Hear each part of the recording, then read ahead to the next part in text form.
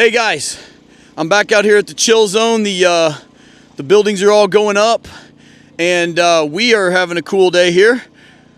We're getting ready to start forming the coping in the pool, but right now we're getting ready to set about 4 pallets of build deck.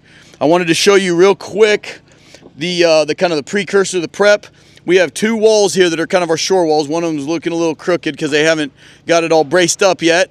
But once we get all this done, we'll be setting those blocks over there that are right there.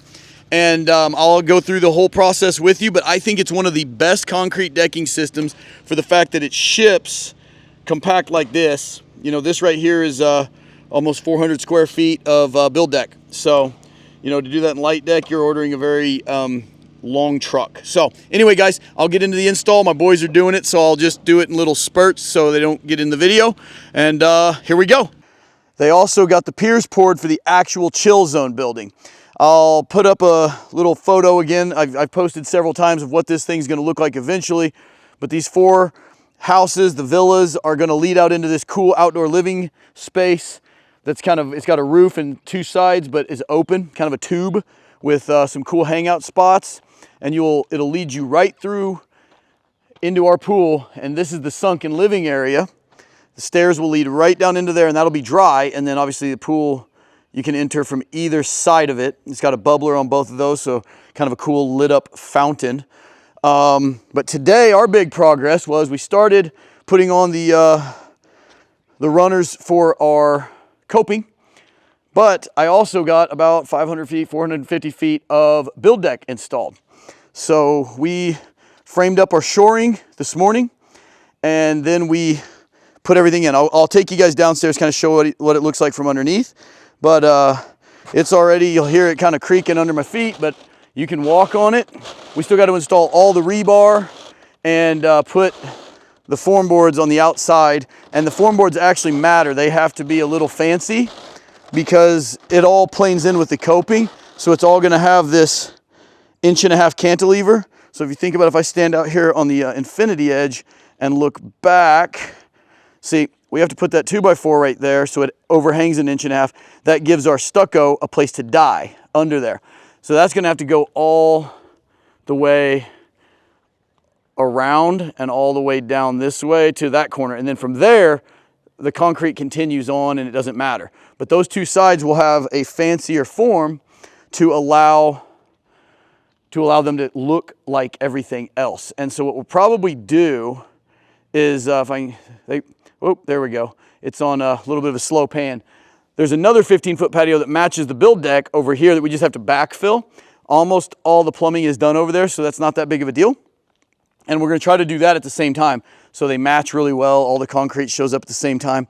And we'll pour all the coping in these 2 wings of concrete. And then once they get this, the chill zone poured, I mean, the concrete goes out way past the truck here. I mean, it's a big, big area of concrete. So I'm going to take you first, I'm going to take you downstairs, show you under the build deck, and then I'm going to show you a little disaster the owner had. He took on his very first ICF project and a fast tube project. I wasn't here to help him, and he did have a little bit of a hiccup. It really wasn't a big deal, and I'll take you down there and show it to you. So before I go down underneath, I wanted to at least kind of show you the cross section, the way the build deck works. So you'll see we lifted it up. We got a 2x4 screwed onto the ICF under there. That was basically because you see we got nubs right here. This was the top of the ICF. It wasn't worth ripping a 2-inch piece to get it up there. So we just went with the grade, and then we had to build up to that so that it pretty much planes in with the pool. So we'll have about a 4.5-inch slab on top of the build deck. But as you can see right here, these are 2 2.75-inch starter channels that are just made to slide on to the build deck on both sides, and that kind of creates your beam. But what it does down underneath is it gives you a place to screw your drywall or whatever ceiling. You can see under here, it gives you your metal attachment points, and that's you know, entrained in the ceiling. You see we still have to foam all the seams because it'll just bleed concrete otherwise.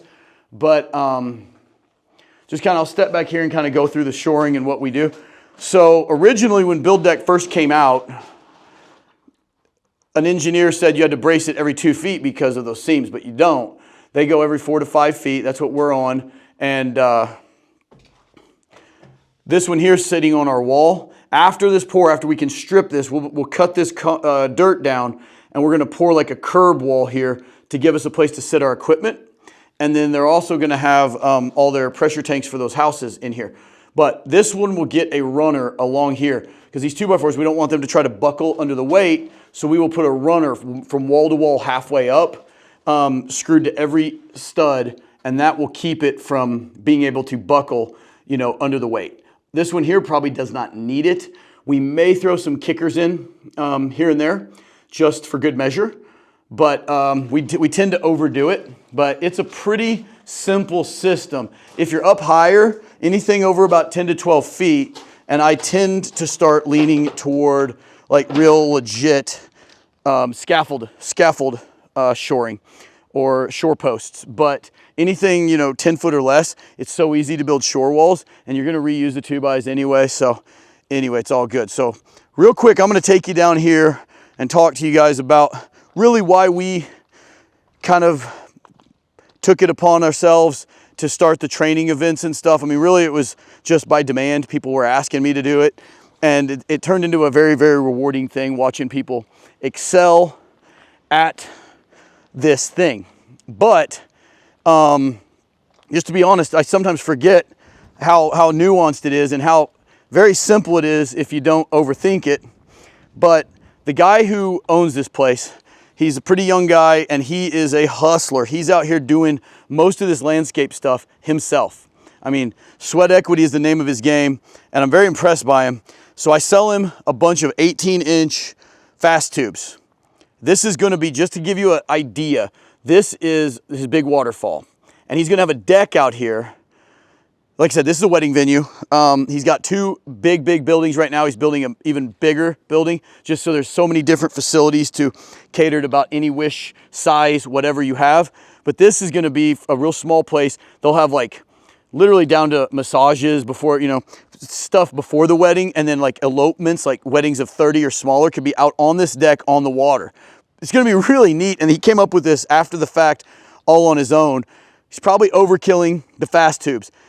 But I wasn't here, and he let the concrete pump guy get the concrete to about a 9 slump from what evidence I can see. The piers were actually poured a little bit drier. He had a couple small issues, and these fast tubes are ultra easy to use. I'm gonna get a better video of them really soon, and I think me and Joey are actually gonna push a world record on seeing how high we can pour one of these later in the spring. That said, he did have a couple problems. He got this one here a little tweaked. It's bowed about 1 inch. It's not anything that's structurally gonna hurt him, but it hurt his pride a little bit. But the big issue that he had was over here when he started. You can see this concrete out here. You can see how flat it laid down. He blew out an element block down here at the bottom with very little concrete on top of it. And it was about a 9 slump. Because I mean, there was, if I had blown one out, it would have been sloped up like this. It would have been chimneyed up. It's like this. It was bad. And he didn't know what to do to fix it. I wasn't here. So this morning, when we got over here, we patched it up like you'd patch up any blowout. And I tried to kind of console him. I said, man, I've never blown out a straight wall, a straight block in my life. But it wasn't really your fault. This guy didn't know what he didn't know, and he got it way too wet. And he kind of put you behind the 8 ball. And so he's good now. We actually stepped up and poured this thing for him. It's all topped out. Literally, it took us 15 minutes to pour this today. It was like 6 yards, and it was super easy. We filled it up all in one shot. But just kind of showing you this, guys. I mean, Caleb, the owner, he did all this on his own. I mean, he was beating himself up, but honestly, he did a really good job. He didn't know what to do to fix a blowout. That's why I tell people, I mean, if you come to one of our trainings, we actually blow concrete out at every training. We blow it out. We let you see the worst thing that can happen and how easy it is to fix it on the fly. His big problem would have been, even if he fixed it, he'd have still had soup to try to pour it back in the wall, and he might have had more problems because the guy got it way too wet. But we also teach you what to tell the concrete plant. So if it helps you avoid the bad day, I think it's worth it. But anyway, that's kind of our credo. It's why we do what we do. And as we kind of grow that side of our business, we're starting to train all of the rental installers for residential pools all over the country. We're going to be doing that at least once a month, starting this year and going into next year as demand. And the demand seems to be very, very high for that. And we have another pool training in June, and we're going to keep those going. We're also probably going to add just ICF home training, where we train people how to build these walls. You know, if Caleb had come, and he wished he could have. He's just on a time crunch. But we could have helped him probably have a much better first experience, because when I talked to him right afterwards, he was never going to use ICF again. He was so dejected until I got to look at it and kind of give him a post-mortem. But guys, that's why we do what we do. I can't wait to bring you more content from this pool and a couple others. We got a beautiful liner going in at Table Rock Lake. We got a rental pool going in Turner's at the Element build. And then this one is kind of off the hook. It's kind of wild. And I'll keep bringing it to you, boys. See you next time.